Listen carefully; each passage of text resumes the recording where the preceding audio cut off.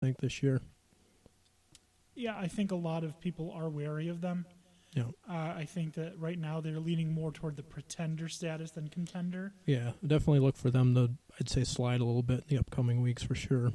I think they will, especially as we get into SEC play. I think they're going to run into quite a bit of problems. But do you know who didn't run into much of a problem? Oh, should I guess here? Yeah, take a guess. Let's say Florida Gators. Yeah, the Florida Gators, 45, University of Tennessee Martin, 0. Who? Yeah, they might be the best team in Tennessee because it's not the Volunteers. Well, yeah, I guess you'll have to go down the listing, see who's available, huh? Yeah, I mean, you got Memphis. They're number 1. Yeah. Vanderbilt. Right? They're Knoxville, Tennessee. Yeah. Mm-hmm. Then we'll go with Chattanooga. Then we'll go with Tennessee Tech. And then we'll go with Tennessee Martin. Then we'll go with Tennessee State. Then we'll go with the Grand Ole Opry. Then we'll go with the Volunteers. I give you kudos for ranking the bottom of the barrel on that one. Yes. But that's what we do. The Gators. Yep. Felipe Franks. Felipe. Super efficient. Felipe? 25 of 27, 270 yards, 2 touchdowns. Of course, I don't start LaMichael Pirine on my fantasy team, and he fucks me. Man. Well, hindsight's 20/20. Hindsight is 20/20 as he has 10 carries for 51 yards, 1 touchdown. Still, I mean, no picks is damn. Yeah, I mean, anytime you can not throw an interception, you're having a good day, especially when you go 25 of 27. This is probably... And you got, more pass attempts right there. Yeah. Felipe Franks, I give him a lot of shit because I don't think he's a very good quarterback. But this is a good outing for him. I mean, unfortunately, it had to come against a shit team, but... Yeah, I mean, I'm curious to see what future brings here for him. Yeah, you want to go to another shit kicking? Absolutely. Well, that's what we got here. Next one is Oregon Ducks, 77-6 over Nevada. The same Nevada team that came back to beat Purdue last week. Good. What the fuck? Chaos. Oregon was just absolutely incensed after that loss to Auburn. I would be. Having that lead. They shouldn't have lost that game. They shouldn't have.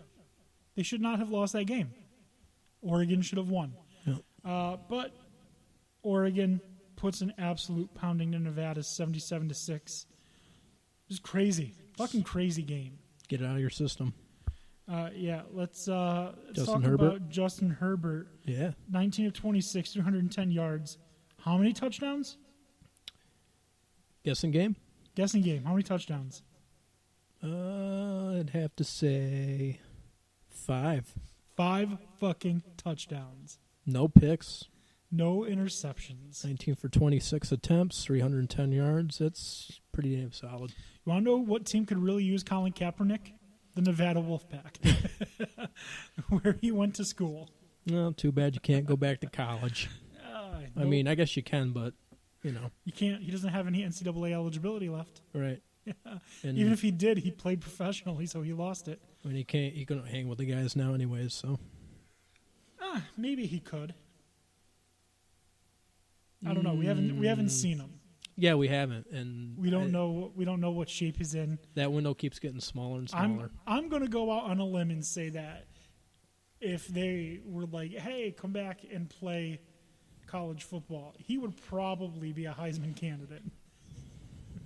Well, all right. I'd be curious, like, if he wanted to coach football. I mean, his favorite play would be to take a knee. Victory formation, of course. Victory formation. That has to be just about every quarterback's favorite play when you think about it. Yeah, probably. But he just, he went out and pretty much trademarked that. So, yeah, You know who else got their ass kicked this week? Some others. Western Michigan. I was going to say 51-17 at the hands of Michigan State Spartans. Yep. Brad Lewerke. Is it? Yeah.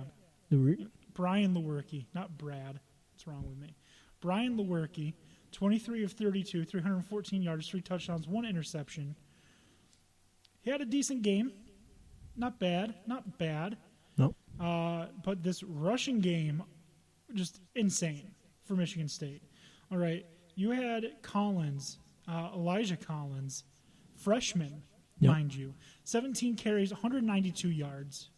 No touchdowns, though. Average 11.3 a carry. Yeah, Damn. he had a 58-yard run that didn't go for a touchdown. Unreal. The team combined for 251 rushing yards on 34 carries. Yep. Nothing, no negative yards at all. No. Nope. Which is a positive. Yep, pretty solid. 3-1 passing. Yeah. I'll take it every day of the week. Take care of business on that. Do you like upsets? Absolutely. Well, how about this one? Cal 20, Washington 19. This game was nuts. I was watching this Saturday night when it went into a hour and 45-minute lightning delay.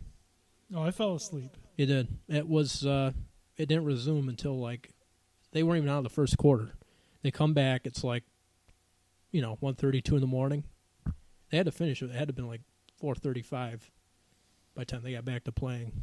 I had an hour and a half drive the next day, so I didn't stay up too late watching sports. No, I mean I was drawn into it. So, Yeah. but I ended up as well falling asleep.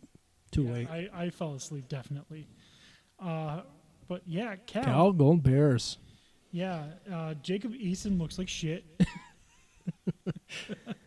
Well, I mean, I guess if you can do it and still win, why? Yeah, No, as of talking about Washington here. 18 of 30, 182 yards, 1 interception, no touchdowns. Nope. And then the quarterback for Cal, Garbers, 11 of 18, 111 yards, also no touchdowns. Who scored the touchdowns? Dancy. The run game obviously scored the touchdowns. Yep. And a lot of field goals. But Flip a coin. what was that? They flip a coin on that one. I mean, it was. What was even the line on that one? If I remember right, it was Washington was heavily favored. Yep, 13.5. Yeah. So goddamn. Yeah. It did not hit the over of 44. Washington, usually is a favorite team. So. Well, I mean, yeah, they're ranked in the top 15. Cal has been shit the last couple of years. So, I mean, even when they had Davis Webb, they were still shit. Yeah. Obviously, maybe one of college football's favorite spoilers. Seems like it. Yeah. Do you know who else is one of college football's favorite spoilers? Who? Logic. Because how the fuck USC was a favorite over a ranked Stanford blows my mind. Same here. But then USC wins. With a And it's backup not quarterback. Even close. No. Yeah, with a backup quarterback named fucking Slovis. Caden Slovis, yep. Yep, 28 of 33, 377 yards, 3 touchdowns. Running back Melape only had 42 yards, but he also had 2 touchdowns. Mills, the quarterback for Stanford, with KJ Costello out, goes 237 yards on 22 of 36, 1 touchdown, 1 interception, and they run with Scarlett, Cameron Scarlett, Yep. 17 times, 82 yards, 1 touchdown. USC escapes with a 45-20 win. I did not see USC really doing well in this game, honestly. I thought Stanford was going to be a double-digit win. Yeah, and in all fairness, too, it's a game where they struggle with, the opponent. Stanford has always been known to, play USC. Fuck it up. Yeah, well, in this case. But I was curious with with Slovis coming into the game after, of course, JT Daniels out now for the season with his ACL. You got to see, where's it going to go from here? Is, I guess, the biggest question mark for the Trojans. Yeah, I mean, if it goes the way it looks like it might go, it's going to be beautiful for USC. But I tell you, I'm thrilled. You want to know why? Is because my jersey is now relevant again. Slovis is number 9, and last time I referenced Juju Smith-Schuster was number 9 at USC. So Yeah, that's no name, never goes out of style. Perfect. what more could you ask for? Exactly. I'll tell you what more you could ask for. You could ask for Antonio Brown to not be such a little dickhead. Oh, man. So Antonio Brown, where do we even start unpacking this? So let's start in the beginning with the Raiders. Yeah, that's where we all kind of. Let's go back to the offseason. He becomes a Raider. Yep. Via trade. Yep. I almost said the Seattle Steelers, the Pittsburgh Steelers. Obviously, he's not happy in Pittsburgh. Stemming back to issues he's had where he's been Facebook Living in the locker room, probably when players' dicks were just swinging, who knows, taking live videos, causing all sorts of fucking problems for Mike Tomlin. Yep. Man, Mike Tomlin has aged crazy since Antonio Brown's been in the league. It gets hard to see why.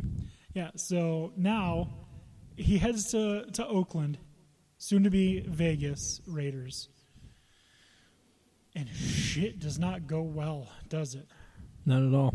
All right, so let's paint the picture. He's got a $30 million guaranteed contract. Well, contract with $30 million guaranteed.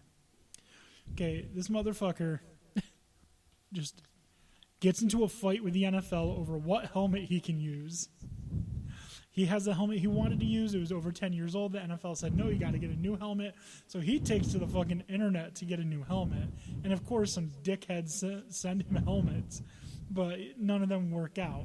So then he appeals again to get to use his helmet. And the NFL says, still no. So then he cries like a little bitch, the way AB does. And finally decides on a new helmet, and then has this like crazy fucking endorsement idea, and he must have made some money off of endorsing that helmet. And it was this like crazy sleek, like futuristic looking kind of helmet, like kind of like a motorcycle helmet kind of look. Yep. All right, and then he's not showing up for practices because he can't get his fucking helmet. All right, and he's just causing all sorts of problems, and so he gets a fine for missing practice time. He posts, I don't know what you kids use, Snapchat, whatever the fuck it was he used. Instagram, yeah. Yeah, a photo of the fine, and is just bad-mouthing the organization on social media. So then he gets called out for his shit by, what's his name? The Mike Mayock, the general manager of the Raiders. And I guess one thing leads to another. They get into a fight. He calls Mike Mayock a cracker. Yeah. To the point where, like, 4 other guys had to hold him back. One of them being Vontaze Burfict. Yep. Vontaze Burfict being the peacekeeper. Which is a perfectly great new home for him in Oakland. Right? Yeah, with that history, like Bill Romanowski. Dude's a Raider. What do you even say? Yeah. Likes to. If Vontaze Burfict has to hold you back and tells you you're making a bad decision, you're making a bad decision. Well, maybe Juju Smith set him right when he clocked him last year. Maybe. Anyways, so he gets into this fight with Mike Mayock. Yep. It says that he wants to punch him. I don't think he actually physically touched him. It says that it could have come to fisticuffs, apparently. And he just loses his shit when the Raiders tell him that they're going to void his $30 million guaranteed. He then acts like a little bitch again and then basically asks for his release on social media. And then once he finds out he's been released, he posts a video on YouTube of him running around the house jumping for joy. Yeah. Of which he wasn't eligible for any termination pay, I believe, right? So. Right. So, it's going to be a bad situation for him, right? He gets cut by the Raiders. They're not going to be a very good team. So now another team's going to come and pick him up. And they're, he's probably going to be the best receiver on the team, but they're probably not going to do very well. Like the Steelers, like the Raiders, right? Yeah. Except wrong. He's a fucking Patriot. Boy, could they ever smell the blood in the water on that. Could you imagine, like, being punished for being bad, and your punishment is, here's a Super Bowl ring.